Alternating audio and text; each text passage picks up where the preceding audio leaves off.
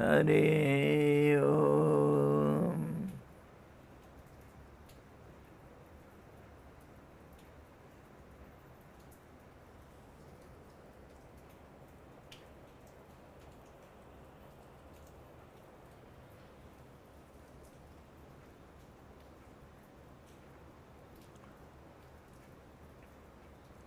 गुरु जी, ये कुछ लाल लाल पीला पीला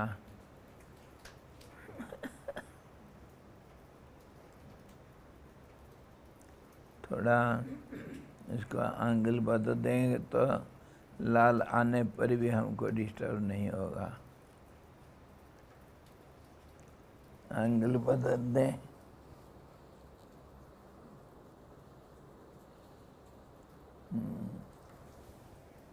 आने दो उसको। आ गया फिर। चलो।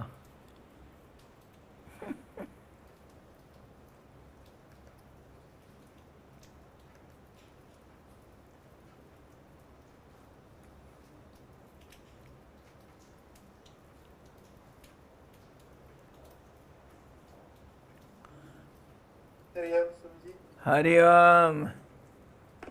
Thank you for your presence. We are discussing Srimad Bhagavad Gita 7th discourse, Jnana Vijnana Yoga. And last we discussed the 29th sloka, where we saw Jara Marana Mokshaya Mama Sitya Jatanti Ye Te Brahma Tad Viduhu Krishnam Adhyatam Karma Akhilam. Those who strive for liberation from old age and death, taking refuge in me, realize in full that Brahman, the whole knowledge of the self and all action, whole knowledge of the self and what is action in the self and all action, how is it? That is what he wanted to clarify. Lord Krishna wanted to clarify.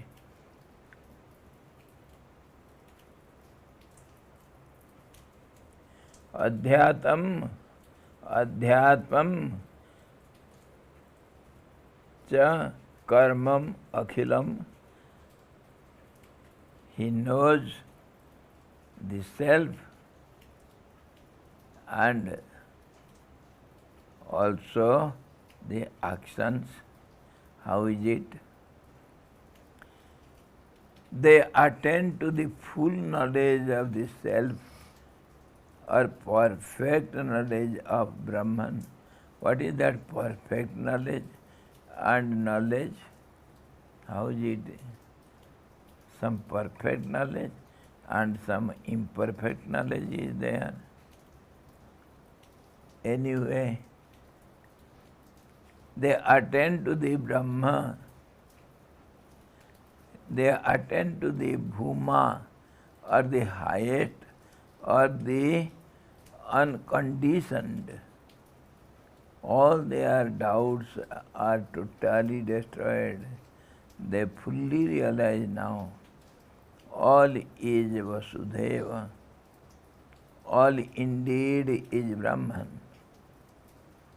There is no such thing as diversity.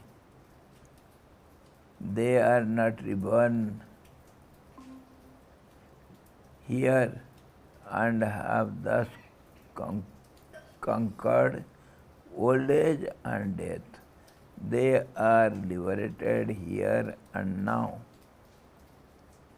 They don't take time.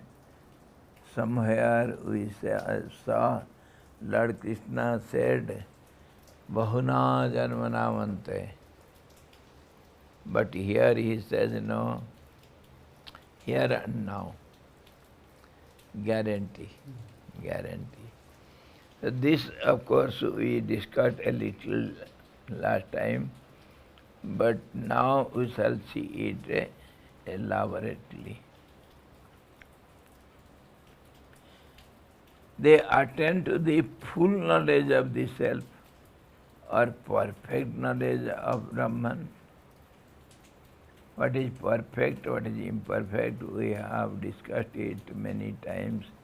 Repeatedly, perfect knowledge is experiential knowledge which is not subject to change, which is ever constant, neither it grows nor it decays.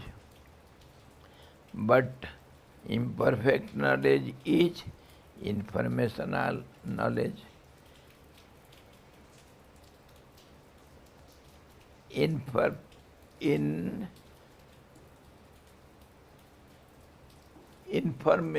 knowledge. We have knowledge of the whole world. Maybe you have all the history, geography.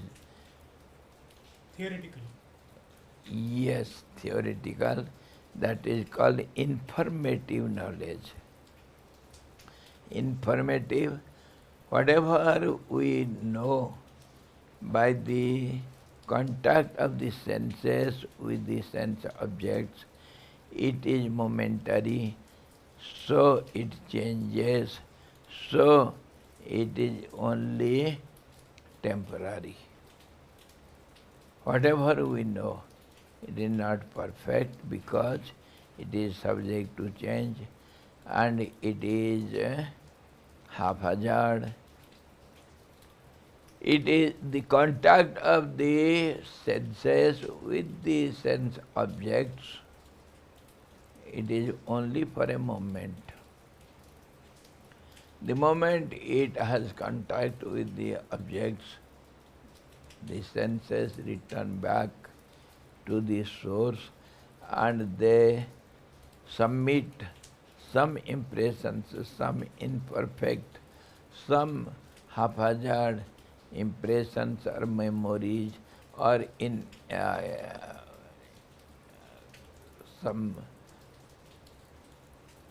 impressions, we can say, they collect it in the source that is called chitta, the subconscious mind, and they again run hither and thither to have contact with the objects of the particular sense.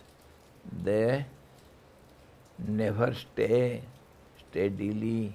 That is called chitta vritti. Chitta vritti is ever active. Chitta is never silent. So this way, whatever we know, so-called knowledge is called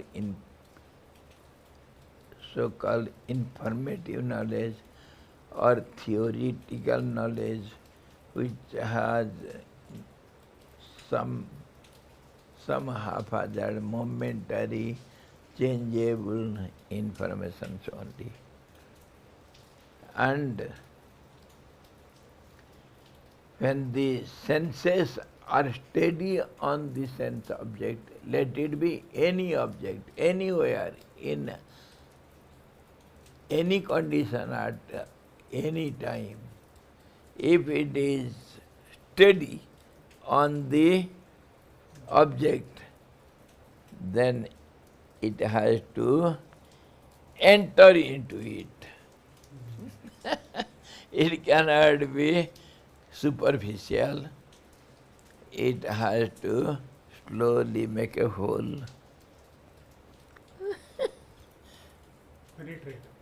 Yes, and then it spreads within the object, and then it becomes one with the object. In yogic language, it is called Sanyam. Sanyam. Sanyam. Wherever, whatever object it may be, it is not necessarily to be form of God or name of God or anything spiritual or non-spiritual, no matter. Let it be any object, at any time, in any condition. The central point we have to understand, the thoughts should be steadied. That means no plural thoughts. It is only singular thought. That means mind is steadied. That is called meditation. And if it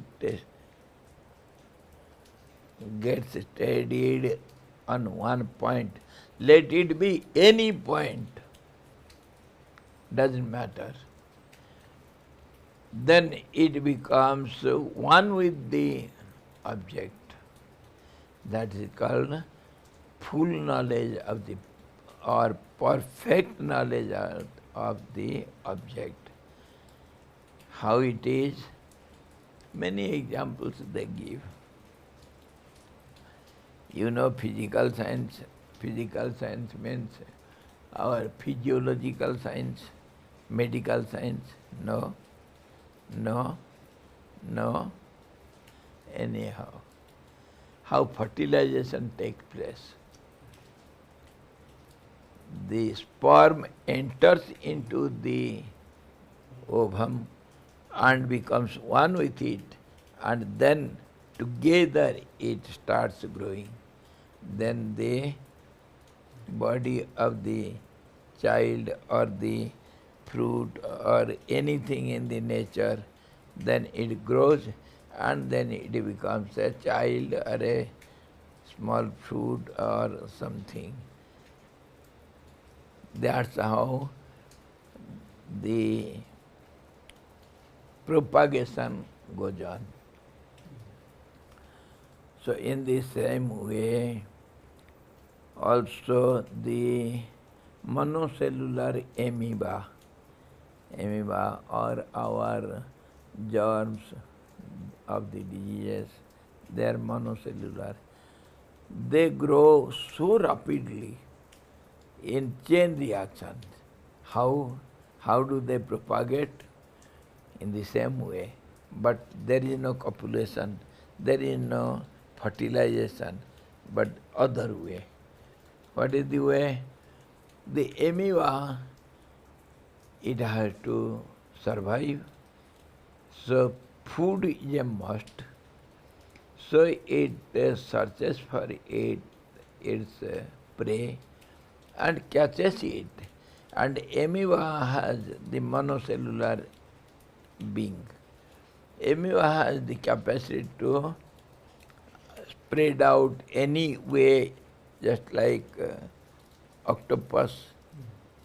Yes, it spreads any way it likes. And it spreads and captures the prey within it, and it encircles the prey and all round. And the prey is within it and it is digested by it. Prey also will be smaller than the amoeba. Your food is smaller in volume than your volume, isn't it? So the amoeba digests the prey in no time, fraction of second, and then it grows. When you when you eat, what happens? You have to grow. That's why we eat. Of course, our system is little different from other systems. Anyway, the growth is a must. And when it grows, then again it divides into two. That's how the creation starts with. Manu, the Prajapati, in the beginning of the creation, he was ordered by Brahma, the grandfather, father, the creator. My dear child, go on growing the creation. All others like mental sons, like our Narad and Sanat Kumar, etc., four brothers, they didn't hear the words of Brahma, the father. They didn't care who is going to take all these troubles. Let us meditate and enjoy. But Manu was obedient, so he did austerities for thousands of years. And then there was some unseen sound, Akashvani.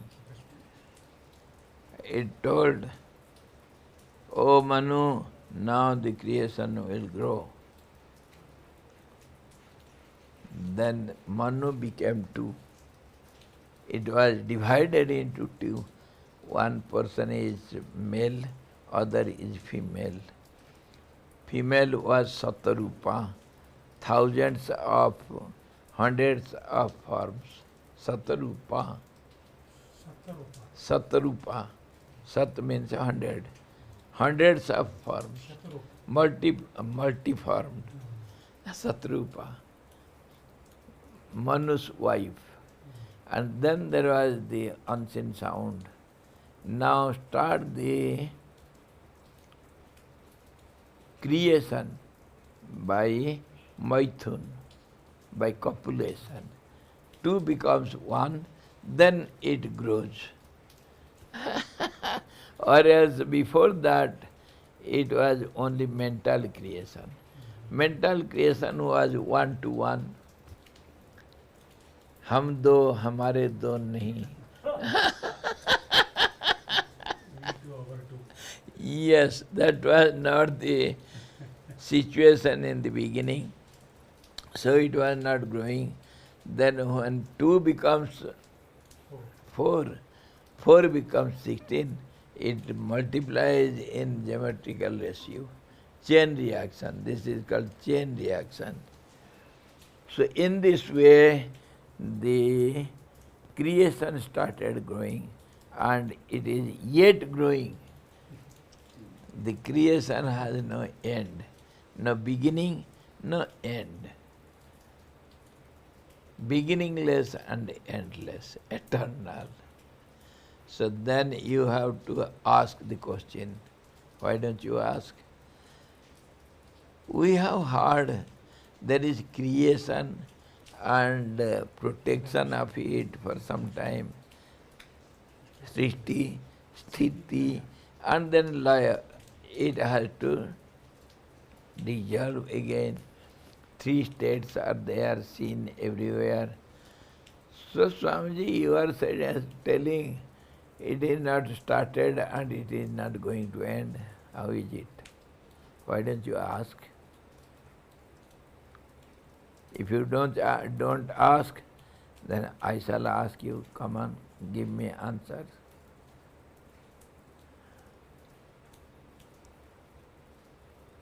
It is Anadi. Anadi, yes, that is what I am telling, beginningless. Why? How? We have heard the creation started, the Creator started creating, and we have heard that there is dissolution also, Srishti, Sthiti, Sanghar. So, which is true? What shall we believe? This is only illusions. Illusion. Yes. In mental creation, Yes. Both the genders were there. No. Because the creator is male, means it is masculine gender, so it cannot produce feminine gender. So it was only If the feminine is there, then only there will be maturity. yes. And that started from Manu.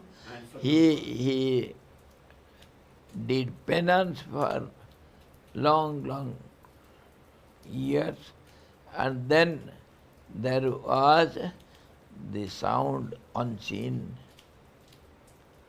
That means that is the sound from within, from Akashvani. Akash is not outside, it is within you. When the mind becomes one-pointed, then all the knowledge is there. So there from within the sound comes. Do like this, the solution comes to you. When there is a question, there is an answer. So, in this way, amoeba also grows. That is the beginning of the creation. And that's how creation starts. Now, yes, how it is? We have forgotten the question now. Birthless. Yes. Birthless and endless. Beginningless and endless. How it is? You see, creation is created not by Brahma, but by its nature, Brahma Shakti. By the nature, by the power of the creating power. So power is beginningless and endless. Creation has no power, the energy has no beginning, no end. It is ever there, just as. Can you say me? Can you reply me my little small question? When did the heat started in the fire? When did liquidity start in water?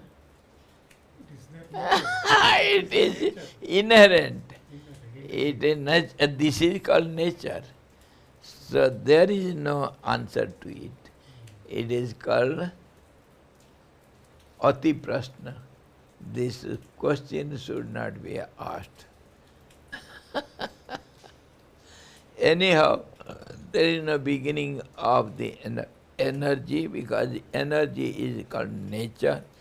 The inherent nature of the object is there. That is called influence. That is called the qualities of it. When the object is there, it will have some qualities. It has some influence over itself and over others. In this way, the nature is beginningless and endless. It will be there, present, as long as the object is there. So when the Brahma is there, the Brahma's power will be there with it. The power works, not the object or not the subject. When you eat, drink, walk or lift something, how it happens? That is what in Gita we see. Prakritehe kriyamanani gunehi karmani sarvasaha. The nature does all the actions by the imbalancing the three qualities. When they are in balanced state, there is no action. When there is imbalanced state, that is called the momentum created in it, then it starts growing or spreading or scattering away or expressing or manifesting, whatever you call it. So in this way, the nature is inherent and steady. It is not expressed nor manifested. As long as the holder of the nature is silent, the moment it has a momentum, a tendency to manifest or to spread out or to express, then it starts manifesting. Avyaktam vyaktimapannam. The unmanifested starts manifesting. That means a momentum is seen, that is called chesta, the tendency to act, not action. Before the action, I am sitting silently. Can you say how much power I have? Have I energy to get up or not? Can you say? Nothing is expressed outside. The moment I started getting up, that is momentum. I have not got up. The momentum to get up, impulse, momentum, tendency, the starting point. Right. Yes, morning shows the day. The starting shows the end. How it started.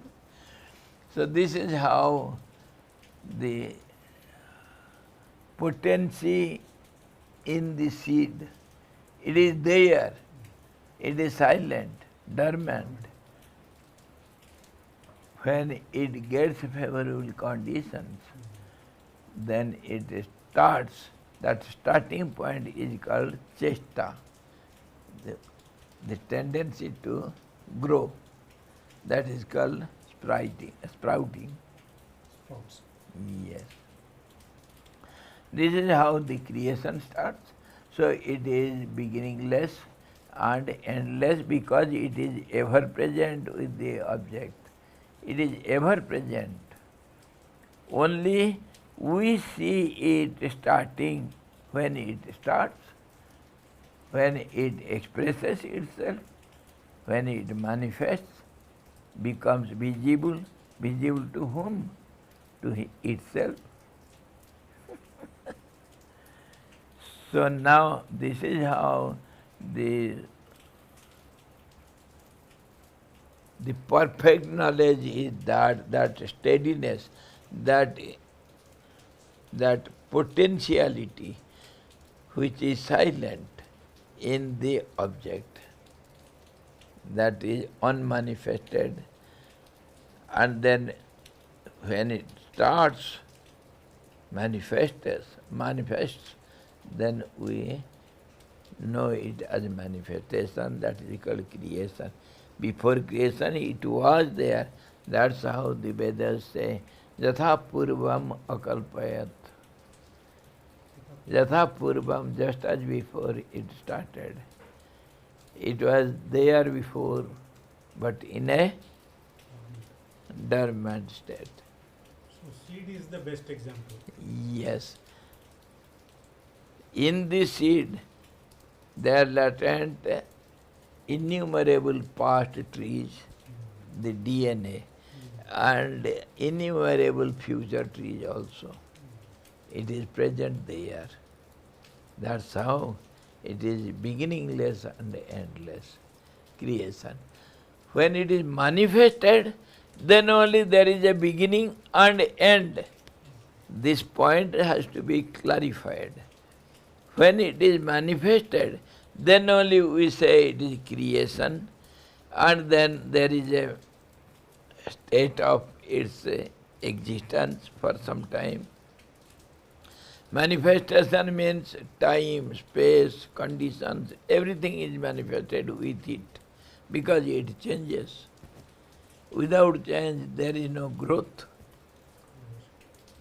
So, growth means, change means all these time, space, and conditions, and situations, and gap in between, and everything. Everything starts, whatever you know, it is thereby, or else nothing you know. But yet everything you know. How? Because you are the seed. So, it is experiential knowledge of the seed that there is a potency latent in it. That is called the perfect knowledge. Experiential knowledge of the scene. Of the seed to the seed. It is not expressed outside. When you tasted the honey, can you express it?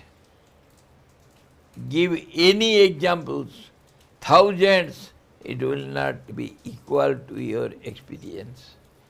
Close to it. Yes. It will be somewhat Like this. like that. But exact experiential knowledge cannot be expressed. When it is expressed, it has to take support. It has to change. Change means there will be manipulation, there will be influence of others, one's own influence over it. Say two thoughts, two vibrations in the water, two waves. One has relationship with the other, isn't it? One is dependent on other. That is called support, dependency. That will be relative, comparative. It will not be perfect. Perfect is unchanging situation. That's how he said, the perfect knowledge of Brahman, experiential knowledge, perfect knowledge, and imperfect is momentary, changeable, subject to grow. They attend to the bhuma. Bhuma means all pervading. Or the highest, or the unconditioned. Condition means all the conditions you can apply. You can adopt any condition, time, space, and situation, changes, and qualities. So many conditions, innumerable conditions are there. Unconditional means stop, no talking. Nothing, no conditions is applied here. So it is unconditional. All their doubts are totally destroyed. Vidyate hridaya granthi chidyante sarva sansayaha. When that doubt is clear, that means there is no two. The knot is between the two. When two have become one, then there is no doubt. Doubt starts when there is two. If one is there, there is no doubt. There is no question, no answer, no doubt, no solution, no answer. When one is there, that is absolute singularity. And when two are there, naturally there will be questions, relationship, dependency, and comparison, and everything, transaction between the two, everything starts. So these are called conditions. So it is unconditional and it is totally devoid of all doubts. They fully realize now, after getting that oneness, having steadiness on the truth, all is Vasudeva, Vasudeva Sarvamiti Samahatma Sudurlabha. When he realizes everything is one, whole totality, one, then there is no question, no answer, no beginning, no end, only absolute silence. Silence reigns all over. All what you hear, all the sounds are merged in the silence. Silence is the mother of all the sounds. That's how the steadiness, the absolute equilibrium is the source of all the creations, all the conditional objects. That is unconditional. So now he realizes everything is one. All indeed is Brahman. Brahman also is called all-pervasiveness. That is called Brahman. Ever-growing. Ever-growing, never-growing. When there is a center, how many circles you can draw over it? Infinite. That is called ever-growing. One also is possible and infinite also is possible because it is one center. This way he knows the whole knowledge of the self and all actions. What is action? Action is called movement, change. That will have reaction. When two starts, we have seen now. So action will have reaction. Every cause will have effect. In this way, when these are not there, then absolute equilibrium, absolute silence, absolute peace, no question, no answer, so no action, no action. So all the actions merge in the inaction state, state of inaction, inactivity, inactiveness.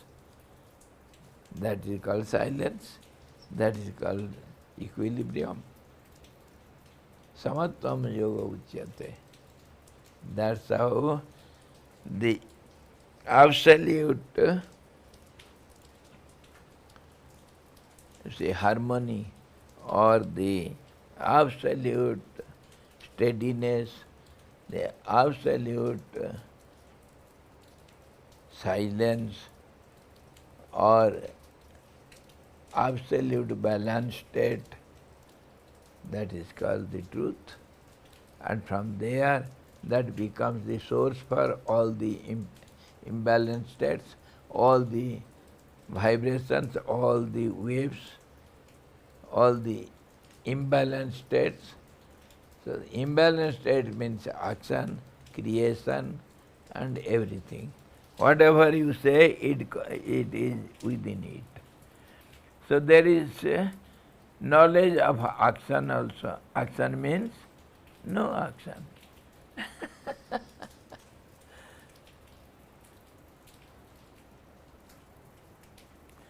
They are not reborn.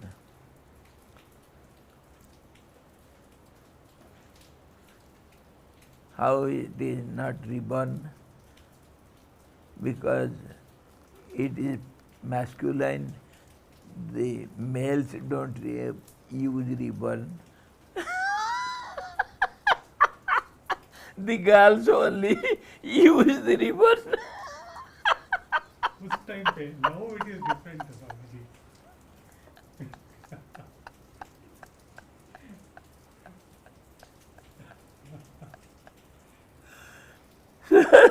So he is freed from ribbon. Birth and death. Birth and death is subject to change. It is changeable feature or state. So they are ever constant. So they are not subject to birth and death. They are never reborn and have thus conquered old age and death. Old age and death are different phases only of one object, that is called body. You are never dead, never become old, never become child, never young. You are all the time you are. But the phases change. That's how it is named as childhood, young age, or old age, or death. These are all phases of the body. They are liberated here and now because they have attained the absolute state of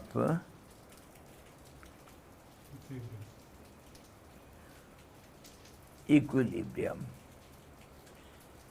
Now the second stanza says, Sadhi bhutadhi daivam mam sadhi yagyam cha ye viduhu prayana kale pi tamam te vidur avyakta chetasaha. Viduhu yukta chetasaha. Viduhu yukta chetasaha. Vidur yukta chetasaha, yes. Prayana kale pijamam te vidur yukta chetasaha. Yukta chetasaha. Yukta chetas means harmonized mind. Means Steadfastness of mind. harmonized mind is there, means it the highest intellectual or discriminational state of the mind. Discriminative mind. That is called yukta chetasa. One who finds out what is perishable, what is imperishable. Now he says, Adhi bhuta adhi daivam cha sadhi yagyam mam ye viduhu. Those who know me with the adhibhuta, means pertaining to the elements bhutas. Bhutas are basic elements. 5. Khitya prateja gagana samira panchabhutaya adham sarira. The body is composed by 5 elements. So, if anything is manifested, it is out of these 5. In Yoga Vasishtha class, we were discussing previously the Panchak, the group of fives. Without this Panchak, nothing can be created. Yes, so this Panchak, the group of fives, many Panchaks are there. So these 5 elements, they get together and everything happens. The creation starts. Adhibhuta and Adhidaiva, they are pertaining to the gods. Gods, we know, gods are plural because they are different natural concentrated potentialities who rule over particular heads of the nature, particular departments of the nature. They are called the gods. They are plural. They are not singular. So in this way we have 33 crores of gods. 33 crore devata hai. So different aspect of the nature controlled by subtle powers of the nature, they are called gods. They are called Adi Daiva and the Adi Yajna. Adi Yajna Sah Yajna Praja Srishtva Puruvāja Prajapati Anena Prasavisadva Yes Astu Ishtakamaduk. When the creation starts, how the creation starts? Imbalance of the nature. Imbalanced state. That means one becomes two, isn't it? Then 2, 4. Yes. So 2 means there will be a gap. If the gap is overlooked, then there cannot be 2. If the gap is not there, there cannot be 2. There will not be relationship. So, at the beginning of the creation, the Creator created the juncture. That is called Sandhya. And that Sandhya is otherwise known as Yajna. Yajna means relationship between the two. So that's how he said, O subtle beings, O gross beings, let there be some relationship between both of you. Let the gross be subtle, and let the subtle become gross. Thereby you can have relationship, both mutual relationship. So, Sahajagya Praja Srishtva, when he started creating Praja, whatever is born, it is called Praja. Whatever is manifested, so manifestation starts with 2. So in between there will be some gap which will relate both the objects. 1 becomes 2 means there will be a gap, that is called Yajna. That is called Sandhya also. Sahajagya Praja Srishtva Puruvāja Prajapati. In the very beginning he said, Anena Prasavisadva Esa Vastu Ishtakamadhuk. All the desired objects you will have mutually by relationship with each other. This is the mediocre Yajna. So this is how one who knows Yajna, Adi Yajna, one who knows that gap, the relationship, true relationship between the two, between the subtle gods and the gross beings, and they can relate, they can communicate.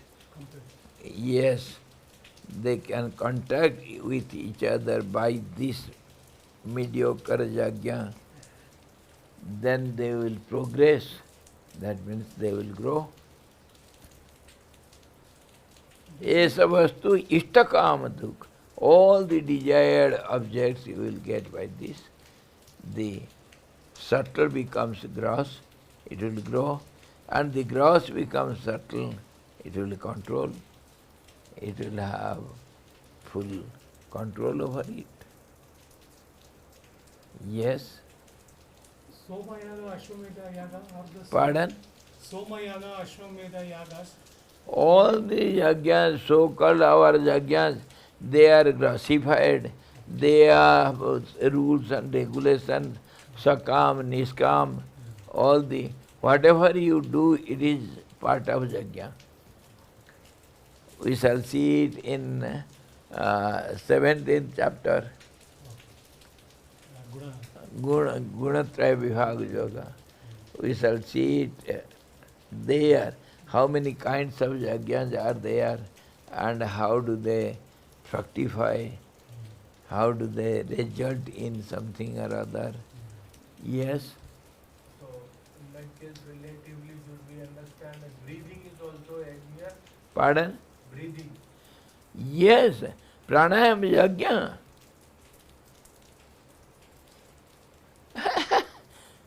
We will see it afterwards. Pranayam also is yajna. Whatever is given and taken, that is subject to yajna. Whatever. And mainly we have the essential meaning of yajna to part with, to renounce, to give up. So when you give up, you get. That's how the relationship is established. That is the secret of yajna. पाना है तो खोना, Pardon? पाना है तो खोना. खोना, अरे खोना है तो पाना. This is called law of relativity. So now, of course, if we can, we shall do it tomorrow. Those who know me with the adhibhut pertaining to the elements, adhidaiva pertaining to the gods, and the adhiyajna pertaining to the sacrifice. Sacrifice, this is how it is not sacrifice in true meaning, in inner meaning, it is relationship. Indirect meaning or real meaning is relationship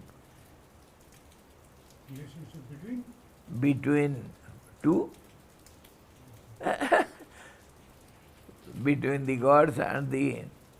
Mainly we think in this way because we are subject to creation and we are the product of the nature, so naturally we are the creatures created by the Creator. That's why you are the creature. So you have to adopt yajna knowingly or unknowingly. Thereby you can have relationship between every two. This is the innermost secret of yajna. But grossly we know fire is the sacrificial fire. Fire is the form of yajna. How the five elements, they are sky, ether, and wind, air, and the third is fire, and fourth water, and then earth, the gross most. Now in between comes the fire. The fire has the ability, that inherent nature, to make the subtle into gross, gross into subtle. Panchikarana, that is only. Yes, by fire only. Everywhere the fire is present. That's how we know fire is the mediocre of, or the form of the yajna. It makes the subtle into gross. The gross becomes subtle because of fire. The water becomes cloud, and again it becomes water because of only temperature. Temperature is called fire. Agni, difference in temperature only. This is how everywhere fire is the mediocre. Tomorrow we shall see further and with still more analytical study. And the Adi Yajna ho gaya. Now me, they know me even at the time of death, steadfast in mind. These two words we have to understand. What is at the time of death and why? Because they are steadfast in mind, unchanging mind. Is there any chance of changing mind or unsteady mind at the time of death? That we shall see tomorrow. And this stanza gives rise to the 8th chapter. Then all these doubts will come. What is Adhijagya? How is Adhibhut? And how is Adhidaiva? And where, how it is understood, and how the steadfast-minded people, they attain what? At the time of departure. This we shall see in the next chapter, but tomorrow we shall see further in this stanza. So fire is the intermediate between Murta and Amurta. Fire. Pardon? Fire is the intermediate between Murta and Amurta. Correct? Yes, that's how when you die, Mukhagni. You